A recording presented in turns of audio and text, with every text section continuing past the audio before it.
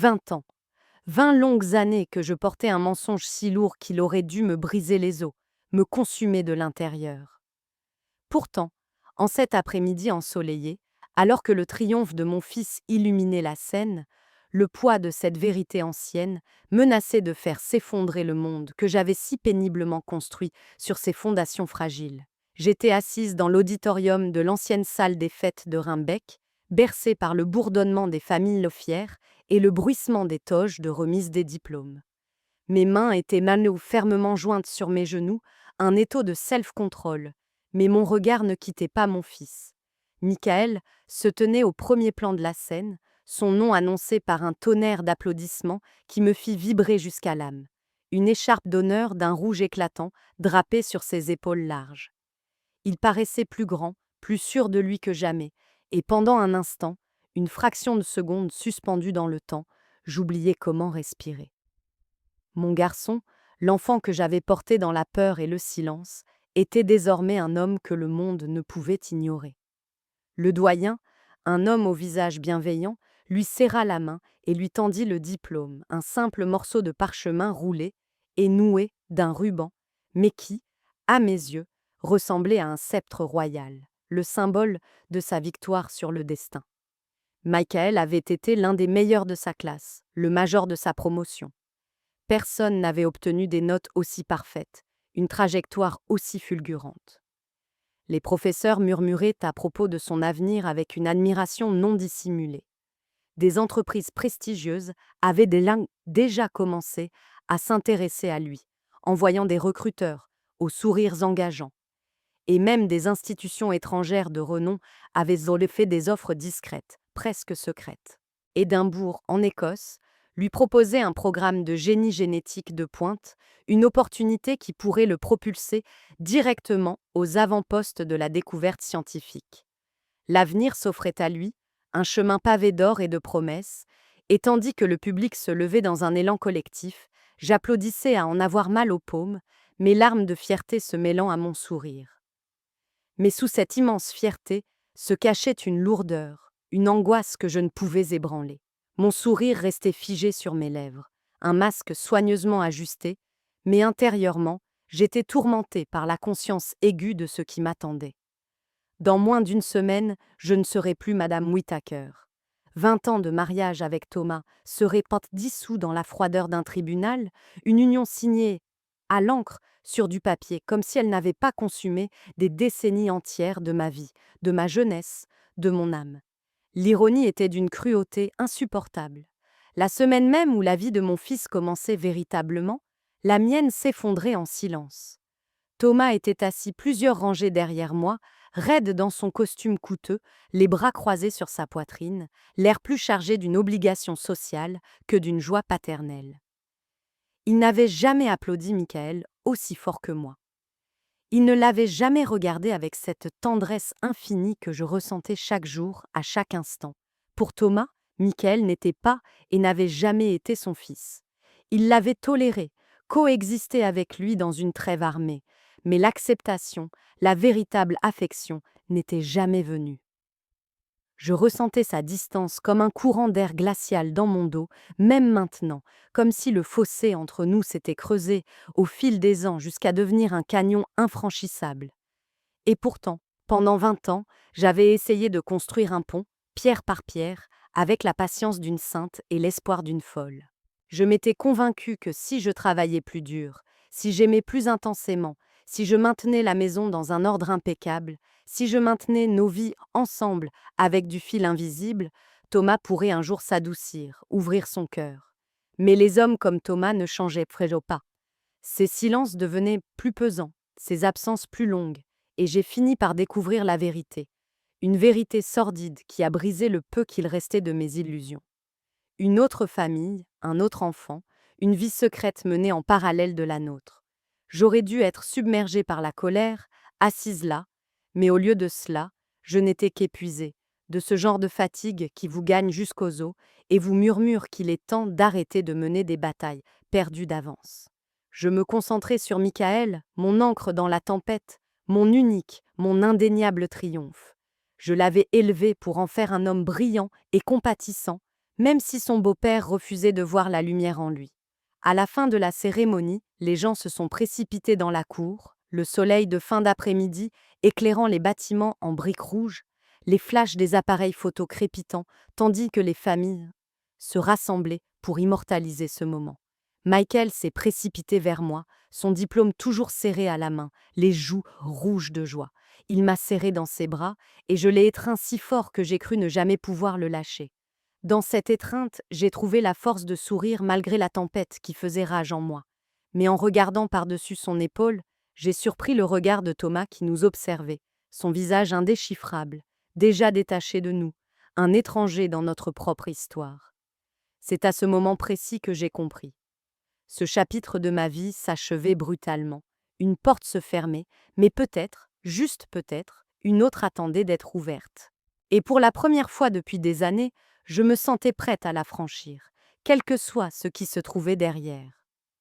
Ces soirs-là, quand le silence m'envahissait, après le bruit assourdissant des célébrations, les fantômes de mon passé me revenaient sans y être invité. Je le voyais encore, aussi vivement que s'il se tenait devant moi.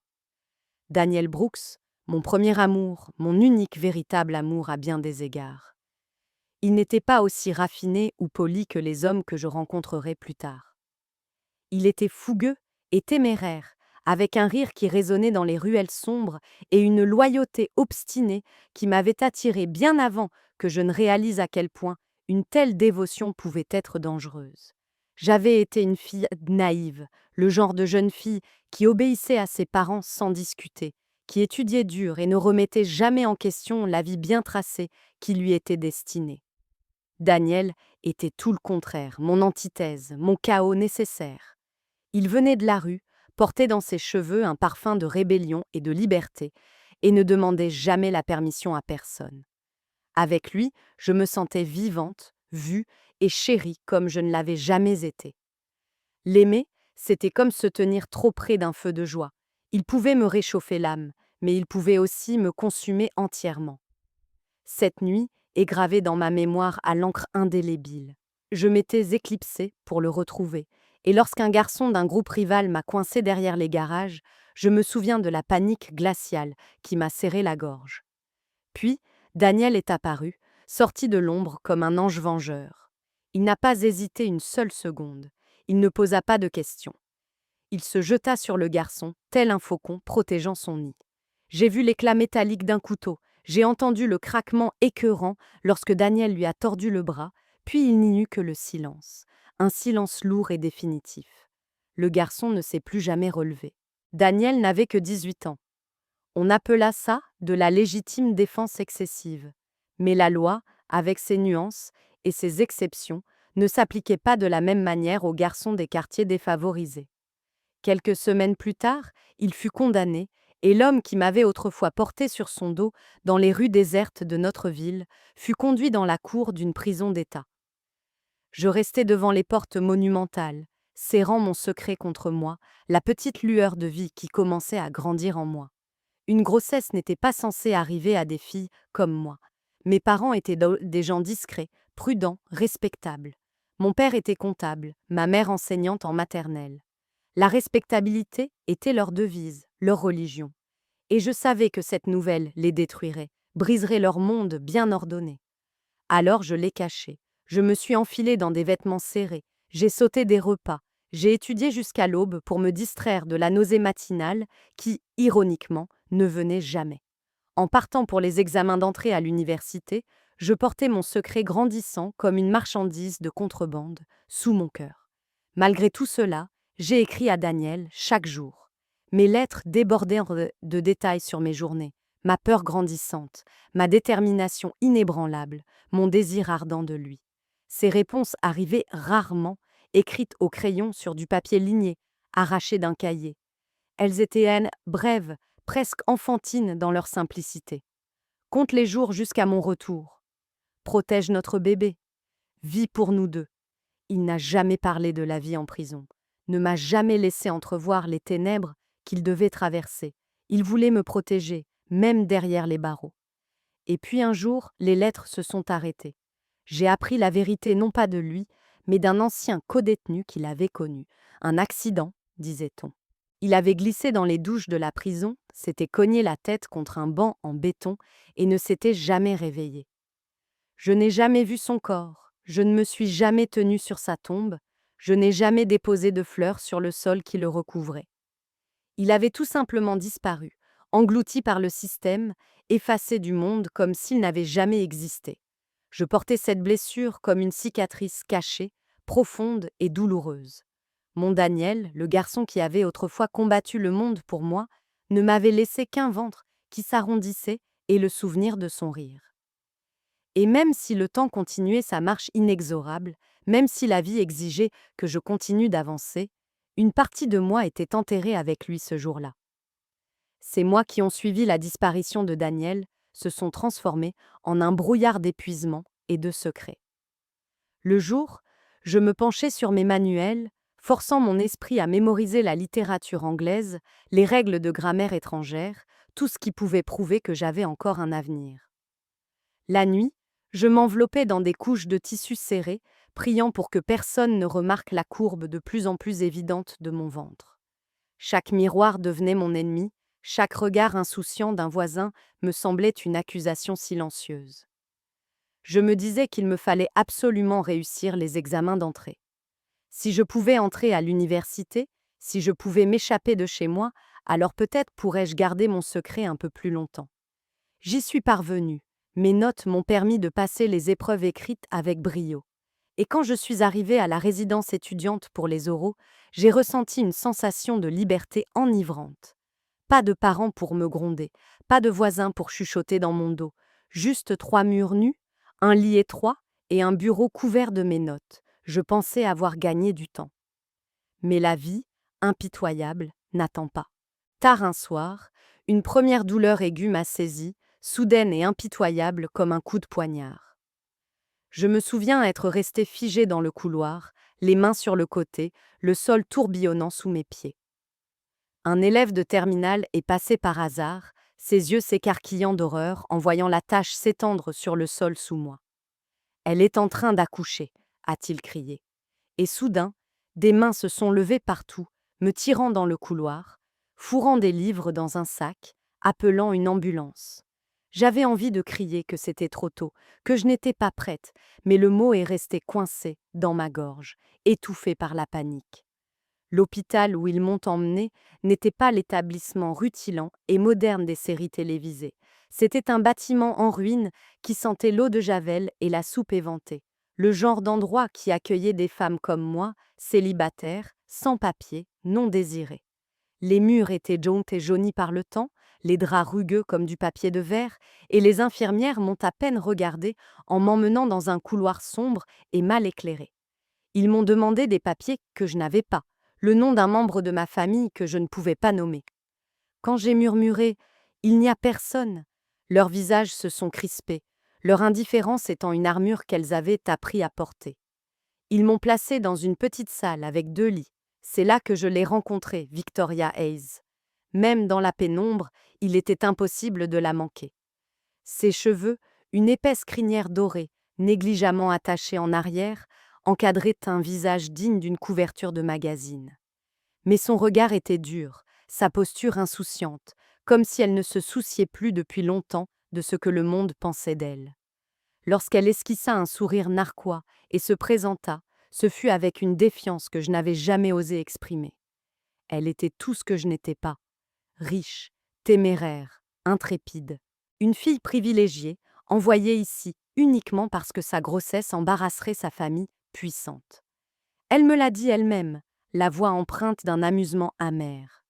Ils m'ont donné une valise pleine d'argent et m'ont poussée dehors, me disant de me cacher jusqu'à ce que le problème se résolve de lui-même. Elle riait de la cruauté de sa propre situation, mais il y avait aussi une douleur profonde sous-jacente. Moi, en revanche, je n'avais rien. Pas de valise pleine d'argent, pas de bénédiction familiale, pas même une main à tenir. J'étais allongée là, dans ce lit étroit et inconfortable. Chaque contraction me déchirait et je réalisais que j'étais plus seule que je ne l'avais jamais été.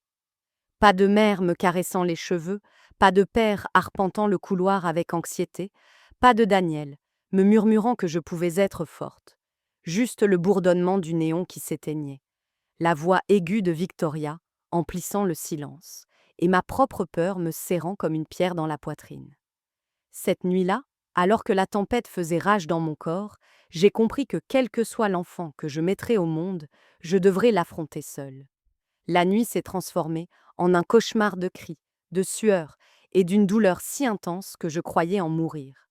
Je pensais être forte, capable de tout endurer pour l'enfant qui était en moi, l'enfant de Daniel.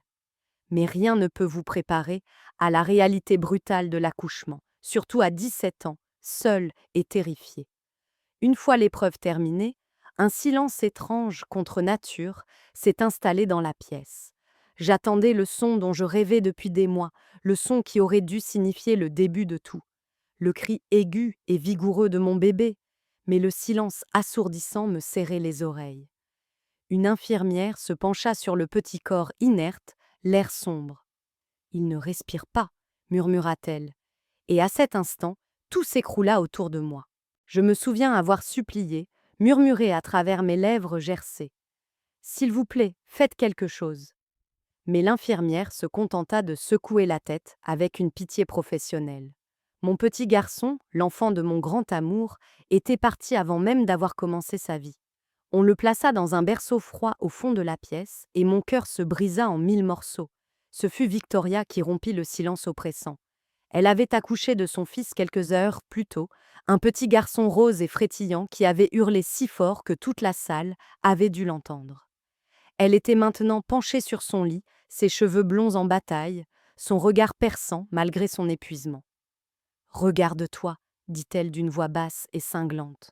Tu n'as même pas de papier, pas de famille qui t'attend dehors, personne pour se battre pour toi. » J'aurais voulu lui dire d'arrêter, mais je n'avais plus de voix. Elle m'observa un long moment, puis jeta un coup d'œil à la forme inanimée de mon bébé, de l'autre côté de la pièce. Puis, avec un calme étrange et déconcertant, elle me fit une offre qui allait me hanter à jamais. « Prends le mien, murmura-t-elle. Au début, j'ai cru que je n'avais pas bien entendu, que la douleur et le chagrin me faisaient halluciner. Elle répéta plus lentement cette fois, comme si c'était la chose la plus raisonnable au monde. « Prends mon bébé. Il est en bonne santé, bruyant, têtu. Tu partiras d'ici avec lui, et je signerai les papiers nécessaires. Ma famille ne le saura jamais. Ils croiront qu'il est mort, comme le tien. » J'ai secoué la tête violemment, les larmes coulant sur mes joues. « C'est de la folie, je ne peux pas. »« Tu peux, m'interrompit-elle. Tu devrais. Tu voulais un avenir pour ton fils. Ne le gâche pas. Le mien n'en aura jamais un véritable avec moi. Je ne veux pas de lui. » Sa voix se brisa sur ces derniers mots, mais son regard resta provocateur. Elle balaya la salle du regard, sa voix à peine audible. « Personne ne regarde. Personne ne se soucie de ce qui se passe ici. » J'ai suivi son regard. L'infirmière de garde nous avait à peine jeté un coup d'œil depuis des heures. Des dossiers étaient empilés négligemment près de la porte. Pas de bracelet nominatif, pas de contrôle de sécurité, juste la fatigue, l'indifférence et le silence.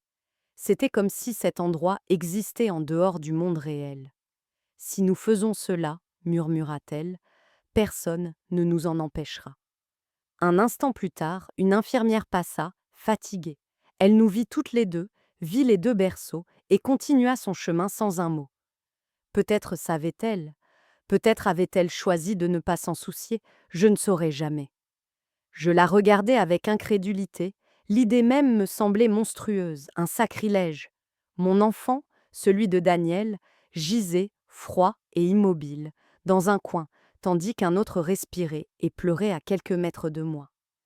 Les échanger me semblait un péché trop lourd à supporter, mais plus je contemplais ce petit corps qui n'ouvrirait jamais les yeux, plus l'idée de repartir les mains vides me devenait insupportable.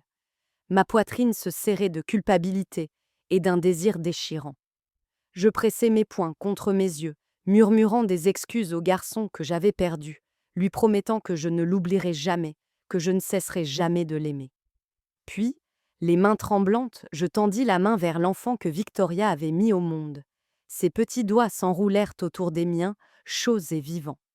À cet instant, quelque chose en moi s'est brisé et a guéri en même temps. Avant l'aube, sous le regard indifférent des infirmières épuisées, Victoria et moi avons échangé nos berceaux en silence. Personne n'a posé de questions. Personne n'a remarqué, ou peut-être ont-ils choisi de ne pas le faire. Les papiers ont été signés et le nouveau-né a été enregistré comme étant le mien. J'ai signé l'acte de naissance d'une main tremblante. Dans tous les actes officiels, il serait inscrit comme étant le mien. Aucune trace de Victoria, aucune ombre de la vérité. Je l'ai appelé Michael. Pendant 20 ans, j'ai porté ce secret comme une chaîne de pierre attachée à mon cœur. Aux yeux du monde, il était mon fils. Et à tous égards, il l'était. Je l'ai nourri, je l'ai bercé, je lui ai appris ses premiers mots, j'ai séché ses larmes, j'ai applaudi ses triomphes. Je l'ai aimé avec une ardeur qui défiait les liens du sang. Mais aux heures les plus sombres de la nuit, je me souvenais de l'enfant qui n'avait jamais respiré et du choix terrible qui m'avait lié à jamais à ce mensonge. Et je me demandais s'il pourrait un jour me pardonner. La vie, après la naissance de Michael, est devenue un tourbillon de responsabilités écrasantes. J'étais trop jeune pour être mère, trop brisée pour être épouse. Pourtant, la vie exigeait les deux de moi. C'est durant ces années de fragilité que j'ai rencontré Thomas Whittaker. C'était un pompier, le genre d'homme que l'on respecte par défaut, grand, large d'épaules, l'uniforme impeccable, la présence ferme et imposante. Pour une femme comme moi, marquée par le chagrin et le secret, sa stabilité semblait une promesse de salut. Lorsqu'il m'a demandé en mariage, ce n'était pas avec des fleurs, ni des déclarations d'amour enflammées. C'était avec l'assurance brutale d'un homme qui avait pesé le pour et le contre et pris sa décision. Je n'aimerai jamais ton fils comme s'il était le mien, dit-il un soir d'une voix posée, presque clinique. Mais je serai là. Je subviendrai à vos besoins. Je serai sur la photo, à tes côtés. Ce n'était pas la proposition dont rêve une jeune femme. Pourtant, j'ai accepté, car quel autre choix avais-je? J'avais besoin de quelqu'un pour stabiliser le terrain sous mes pieds, quelqu'un pour donner à Michael un semblant de famille. Je me suis dit que son honnêteté brutale valait mieux que de faux espoirs, qu'avec le temps, le cœur de Thomas s'attendrirait peut-être. Mais la volonté seule ne change pas les cœurs. Notre mariage s'est déroulé comme un contrat d'affaires plutôt que comme une histoire d'amour. Nous partagions un logement, des repas et le rythme incessant des tâches quotidiennes. Nous avons essayé pendant des années d'avoir un enfant ensemble. Nous avons consulté des médecins, visité des cliniques, subi des examens froids et impersonnels et murmuré des mots rassurants l'un à l'autre. Il n'y a aucune raison médicale pour que vous ne puissiez pas concevoir, nous ont dit les spécialistes. Mais mois après mois, rien ne venait. Le silence des berceaux vides me hantait, tandis que la patience de Thomas s'amenuisait comme la fumée au vent. Avec le temps, j'ai découvert ce que j'avais redouté, mais auquel je m'attendais pourtant. Thomas avait construit une autre vie, en dehors de la nôtre. Une autre femme, un autre enfant, une seconde famille parallèle à la mienne, comme si la nôtre n'avait jamais suffi. Étrangement, je n'étais pas en colère. Mon cœur était resté trop engourdi pendant trop longtemps. La colère exige de l'énergie, et toute mon énergie avait été consacrée à élever Michael. Alors, j'ai travaillé. Je me suis investie dans le soutien scolaire, devenant le professeur d'anglais dont tout le monde parlait en ville, celui qui pouvait faire lire Dickens aux adolescents en version originale, celui qui aidait les hommes d'affaires à négocier des contrats à l'étranger. L'argent n'était jamais extravagant, mais il suffisait. Assez pour acheter des livres à Michael, pour l'envoyer en voyage scolaire, pour lui offrir une enfance sans disette. Quant à Thomas, il restait un pilier financier plus qu'un partenaire de vie. Nous partagions la même adresse, mais pas la même existence. Il ne m'a jamais ouvertement maltraité, mais il ne s'en souciait pas non plus comme un mari devrait le faire. Son affection était mesurée, ses paroles rares, sa présence assombrie par la conscience que quelqu'un d'autre détenait, des parts de lui que je ne pourrais jamais posséder. 20 ans se sont écoulés ainsi. 2 décennies d'endurance silencieuse, de dîners en silence, d'anniversaires marqués par des gestes polis plutôt que par une joie sincère. Aux yeux du monde extérieur, nous étions stables, respectables. Au fond de moi, je me sentais comme une invitée dans ma propre maison, attachée par le devoir plutôt que par la dévotion. Et pourtant, à travers tout cela, Michael était là. Son rire comblait les fissures de mon cœur. Ses accomplissements me donnaient une raison de me réveiller chaque matin. Il était ma rédemption, ma preuve que l'amour, aussi complexe et tordu soit-il, pouvait perdurer. Avec le recul, je réalise que notre mariage n'a jamais vraiment été un mariage. Ce fut une longue et pénible négociation, un arrangement qui s'est étiré jusqu'à ce qu'il ne puisse plus durer. Le palais de justice de Rhimbek était petit, presque pittoresque comparé aux grandes salles que j'avais vues au cinéma. Mais il me semblait immense, caverneux, comme si ses murs supportaient le poids de chaque promesse non tenue. J'en ai franchi les portes seul. Michael avait proposé de venir, mais j'ai secoué la tête. Ce n'était pas son fardeau à porter. La vie de mon fils ne faisait que commencer. Je ne l'entraînerais pas dans les ruines de la mienne. La salle d'audience était silencieuse, remplie seulement du bruissement des papiers et du murmure des avocats. J'étais assise à un bout de la table, les mains jointes sur les genoux, tandis que Thomas occupait l'autre côté. Il paraissait calme, détaché, comme s'il s'agissait d'une négociation commerciale et non du démantèlement de 2 décennies de vie commune. Son avocat prit la parole le premier, exposant les faits avec une précision de scalpel. Date, signature, actif. Je m'attendais à de l'amertume, bien sûr. Je m'attendais à des accusations, au cœur habituel de reproches qui accompagnent un divorce. Ce à quoi je ne m'attendais pas, c'était l'arme que Thomas avait gardée cachée toutes ces années.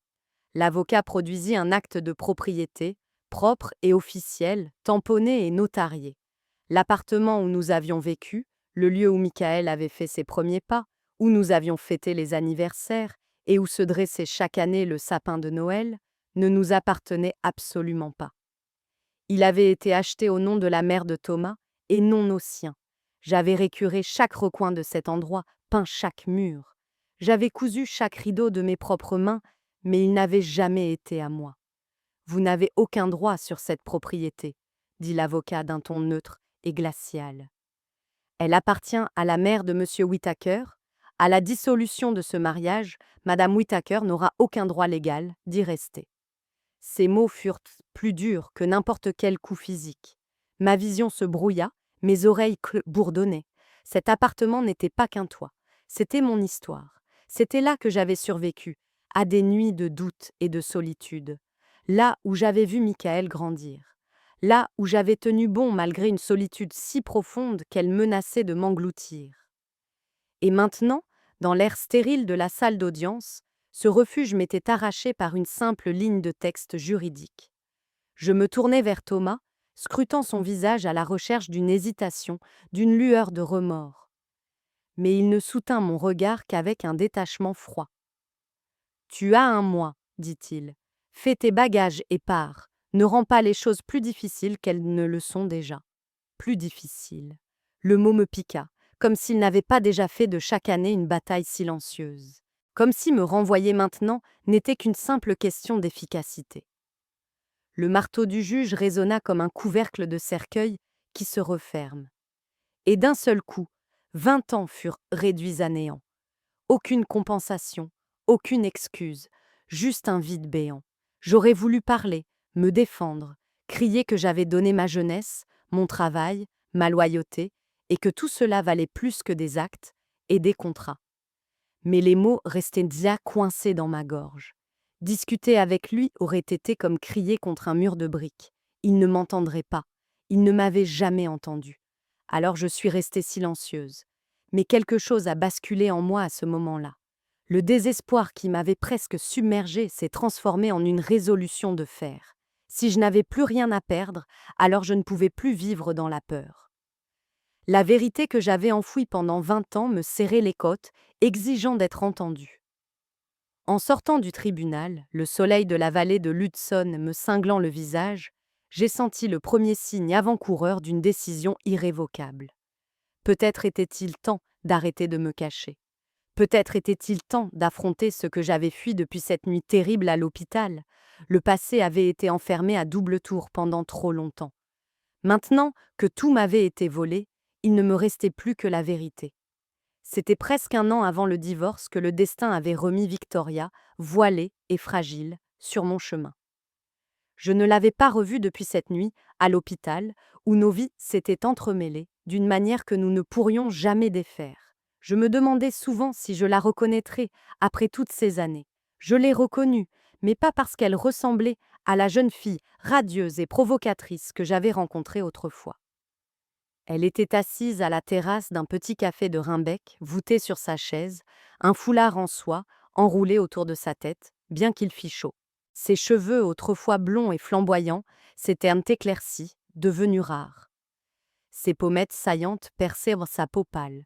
Son menton fièrement incliné était toujours là, mais il tremblait maintenant de faiblesse. J'ai hésité, ne sachant si je devais m'approcher, mais ses yeux se sont levés et, à cet instant, elle m'a reconnue. Evelyn Whittaker, dit-elle d'une voix rauque, mais toujours assurée. J'ai cru que je ne te reverrais plus jamais. Nous nous sommes assises à une table dans un coin, le tintement des assiettes et le bavardage des inconnus nous entourant, comme si le monde ignorait le secret monumental que nous détenions. Pendant un long moment, aucun de nous n'en a parlé. Nous avons parlé du temps qu'il faisait, de la vie en ville, de choses futiles. Puis elle s'est penchée plus près, baissant la voix. « Je suis malade depuis des années, a-t-elle admis. Le cancer, ça ne pardonne pas. Peu importe l'argent que tu y mets. » Elle a esquissé un sourire amer. « Et mon argent, c'est tout ce que j'ai jamais eu. » Elle m'a raconté comment, après que le bébé qu'elle portait ait été déclaré mort, ses parents lui avaient donné tout ce qu'elle pouvait désirer. Maison, compte en banque, investissement, tout pour couvrir le scandale, tout pour enterrer la honte. Ils s'étaient lavé les mains de leurs responsabilités avec des piles de billets. « Je les ai laissés faire, disait-elle. J'ai pris leur argent, leurs cadeaux, et j'ai passé ma vie à fuir la vérité. » Sa main tremblait lorsqu'elle a saisi la mienne. « Mais toi, tu as donné une vie à ce garçon. Tu l'as élevé pour qu'il devienne quelqu'un que ma famille n'aurait jamais pu produire. » Je me suis souvent demandé si j'avais fait le bon choix ce soir-là, mais en le voyant, en voyant Michael de loin, oui, je l'ai observé. Sa voix s'est brisée. Je le sais maintenant, il est devenu tout ce que je n'aurais jamais pu lui donner. Gentil, brillant, bon. J'ai dégluti difficilement, la gorge serrée. L'entendre parler de lui, ainsi a éveillé en moi une douleur et une fierté indicibles. Puis, elle s'est laissée aller en arrière, rassemblant les forces qui lui restaient. « J'ai fait un testament, dit-elle simplement. La villa à Chypre, près de la mer. Elle sera à toi quand je ne serai plus là. Et il y a aussi de l'argent. De quoi te donner la paix, Evelyne. De quoi lui offrir un meilleur avenir. » Je la fixai, stupéfaite. « Pourquoi moi ? » ?»« Parce que tu as été sa mère, murmura-t-elle. La paperasse n'a aucune importance. Le sang n'a aucune importance. Tu as fait ce que je n'ai pas pu faire. Tu es resté. Tu l'as aimé alors que je le refusais. » Elle prit une inspiration superficielle, ses yeux brillants d'une lueur fiévreuse. « Ne discute pas avec moi, je pars bientôt. Et c'est la seule bonne chose qu'il me reste à faire. » Les larmes brouillaient ma vue. Pendant des années, j'avais porté la culpabilité, la honte, la peur. L'entendre prononcer ces mots a eu l'effet d'une absolution. Avant notre séparation, elle a soutenu mon regard une dernière fois. La décision que nous avons prise était la bonne. Ce garçon, ton garçon, en est la preuve vivante. Il est devenu un homme qui valait tout ce que nous avions perdu. Je suis repartie ce jour-là le cœur lourd, mais étrangement plus léger. Je savais que nos chemins ne se croiseraient non plus. Et quand, des mois plus tard, la nouvelle du décès de Victoria Hayes est tombée, je me suis surprise à murmurer une prière pour elle, pour la jeune fille qu'elle était autrefois, et pour le choix qui nous avait liés à jamais. Quand l'avocat de Victoria Hayes m'a appelée, j'ai compris ce que cela signifiait. La nouvelle de son décès s'était répandue discrètement en ville, une brève nécrologie dans le journal local, une vie résumée en quelques lignes. Mais sa voix, entendue dans ce café un an plus tôt, résonnait encore à mes oreilles, et je savais qu'elle n'était pas partie sans prendre ses dispositions.